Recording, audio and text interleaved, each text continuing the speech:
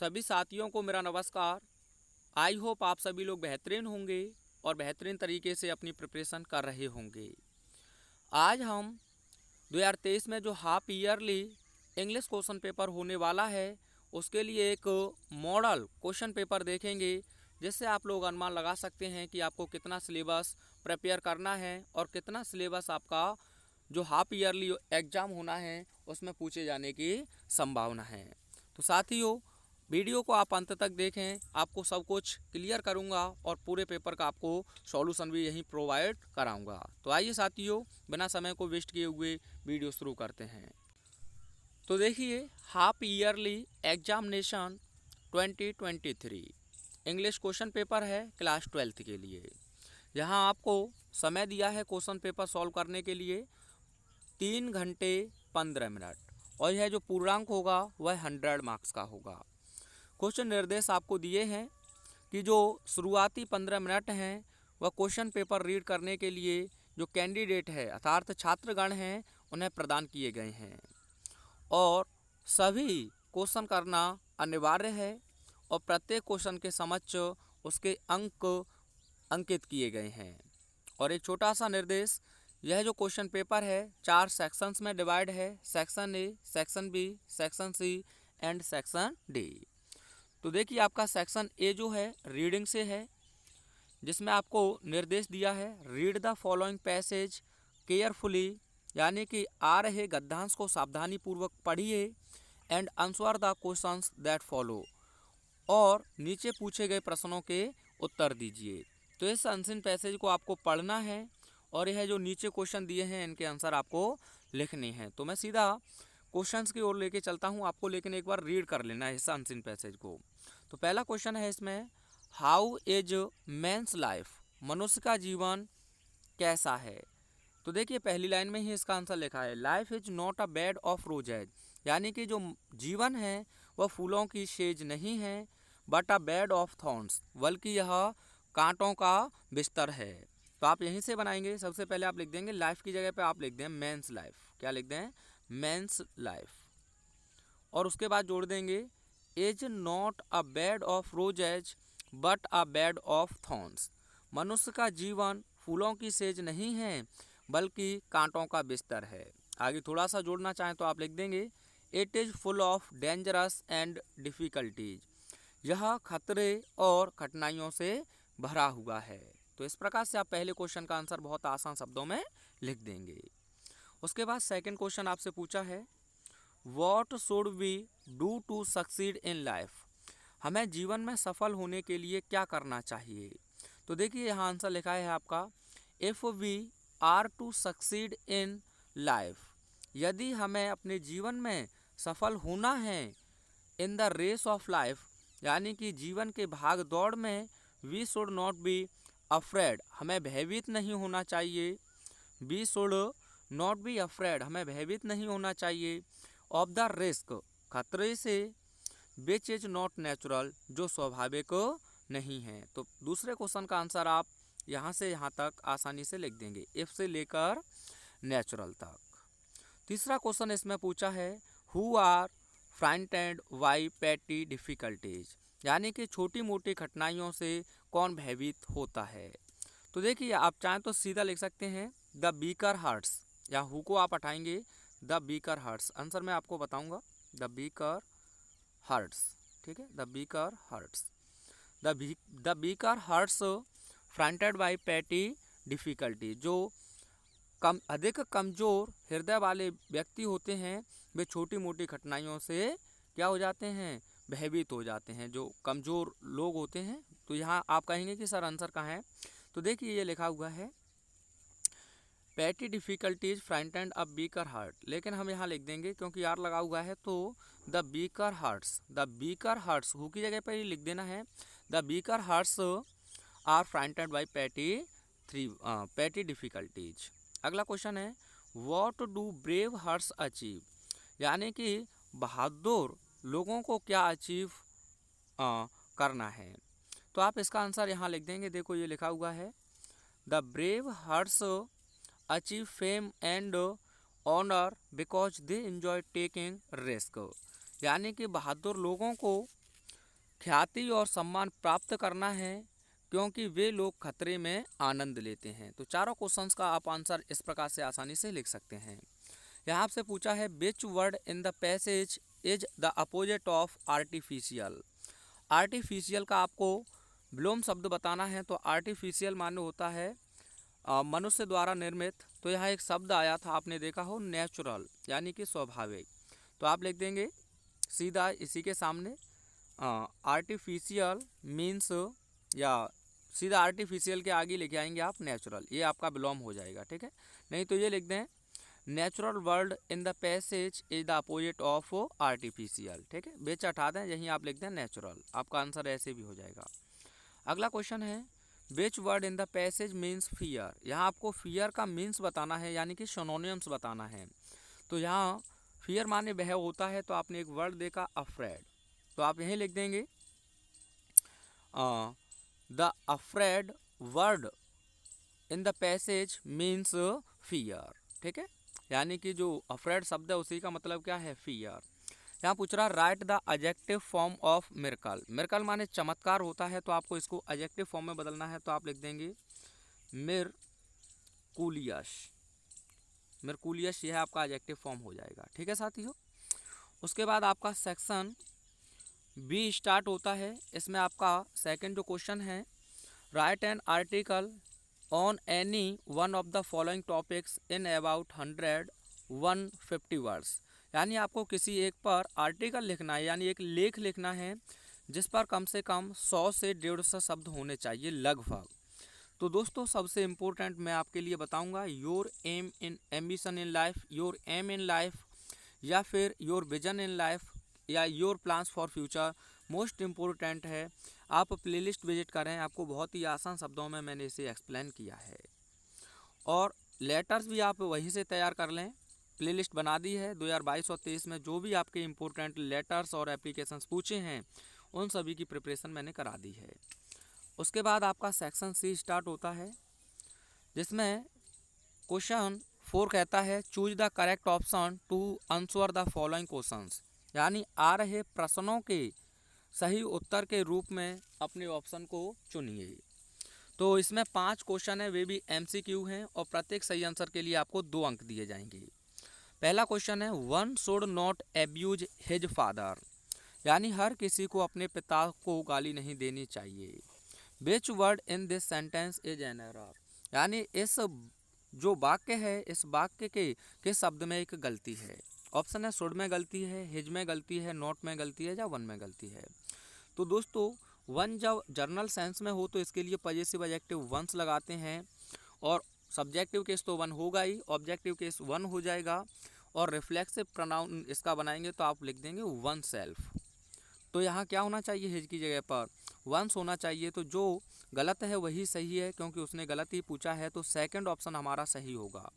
One जब आपका specific हो तो इसके बाद प्रपोजिशन लगा होगा, और उसके बाद में प्लूरल काउंटेबल नाउन या प्लूरल प्रोनाउन लिखा होगा। तो फिर आप यहाँ उसी के अकॉर्डिंग, यानी कि यहाँ किसी एक में से आप चुनकर जाएंगे, फिर आप हिज लगाएंगे। जैसे मैं एक क्वेश्चन समझा देता हूँ आपको। One of the boys is reading his book. ये सही रहेगा, क्योंकि यहाँ लड़कों में से कोई एक लड़का अपनी किताब पढ़ रहा है। अगर लड़की हो तो हर हो जाएगा दोस्तों।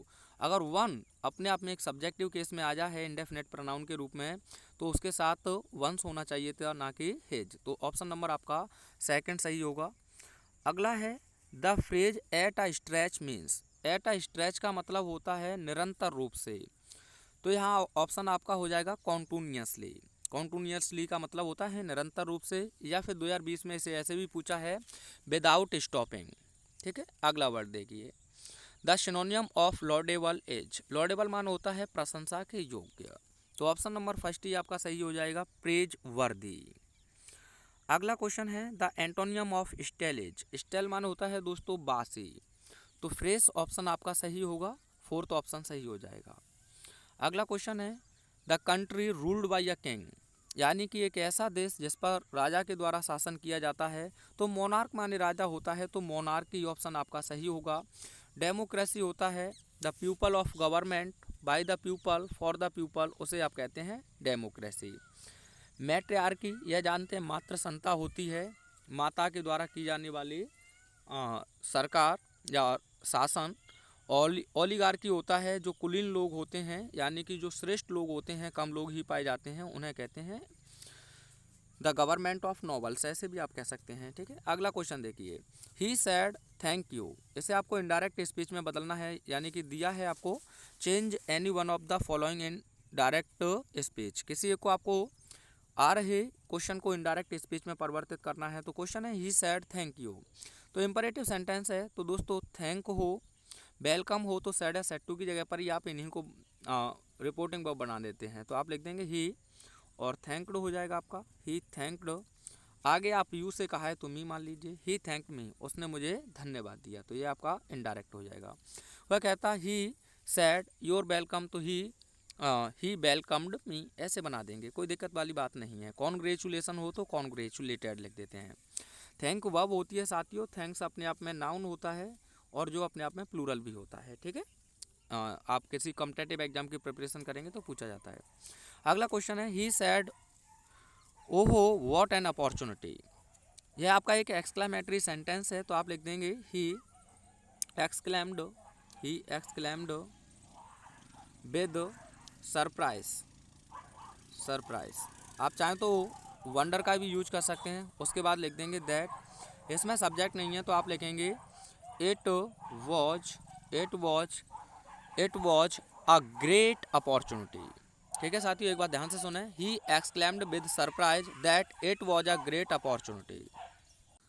उसके बाद अगला क्वेश्चन है आपका सिंथेसिस से, उसके बाद आपको जो अगला क्वेश्चन है वो सिंथेसिस से है, तो वह कह रहा है किसी एक को आपको निर्देश के अनुसार कंबाइन करना है। तो इसमें पहला क्वेश्चन है she is rich she is not happy, complex बनाना है, यानी वह धनी है वह खुश नहीं है, तो कॉन्ट्रास्ट बताया गया है। और कॉन्ट्रास्ट के लिए आप जानते हैं ऑल दो के साथ या दो के साथ यट का यूज करते हैं, तो आप हिंदी में कैसे कहेंगे, भले ही वह धनी है फिर भी वह खुश नहीं है, तो आप लिखेंगे ऑल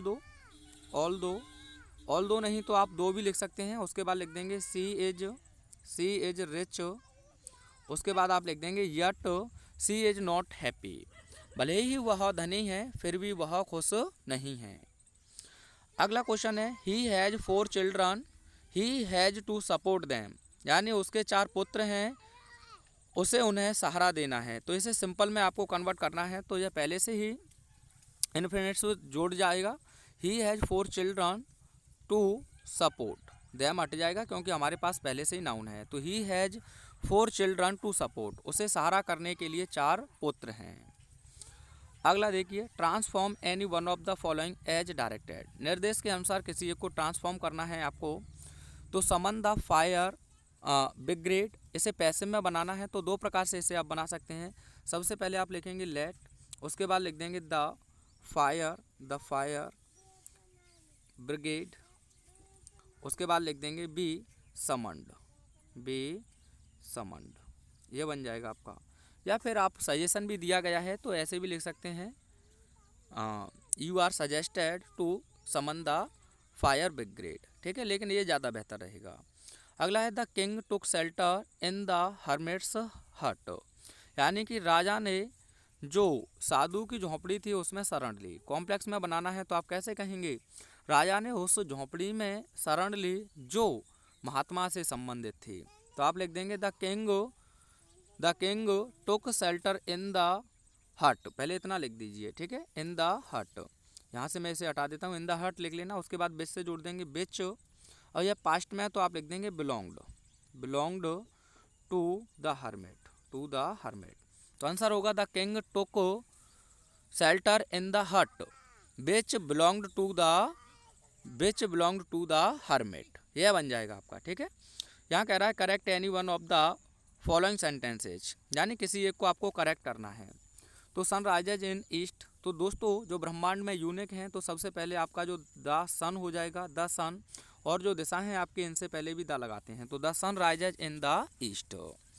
अगला क्वेश्चन है he gave alarms to the beggar, यानी उसने भिखारी को भीख दी, तो इसमें कोई भी गलती नहीं है, अलार्म्स माने भीख ही होता है।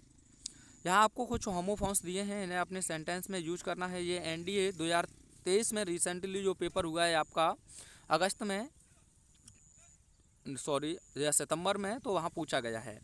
पैल माने बाल्टी होता है और पैल माने पीला में होता है, आप सर्च कीजिए, मेरा वीडियो मिल जाएगा। डाई और डाई, डाई माने मरना होता है, डाई माने रंगना होता है, ये भी इंपॉर्टेंट वर्ड हैं। प्लेलिस्ट विजिट कीजिए, वहाँ इंपॉर्टेंट होमोफॉन्स मैंने आपको करा दिए हैं। आइए आगे देखते हैं। अगला क्वेश्चन है, आपको ट्रांसलेट करना है जो आपको फॉलोइंग पैसेज दिया है इंग्लिश में, तो इसके लिए आपको 5 अंक दिए जाएंगे। यूट्यूब पर पहला ही सेंटेंस आप सर्च करें, रात अंधेरी थी, ट्रांसलेट इनटू इंग्लिश, पूरा पैसेज आपको मैंने अच्छे से एक्सप्लेन किया है, आपको देखने को मिल जाएगा। अब शुरू होता है आपका सेक्शन डी। इसमें आपका क्वेश्चन नंबर 7 के अंतर्गत कह रहा है, answer the following questions in about 40 words each, यानी कि आपको प्रत्येक क्वेश्चन का लगभग जो आंसर है वह 40 शब्दों में देना है।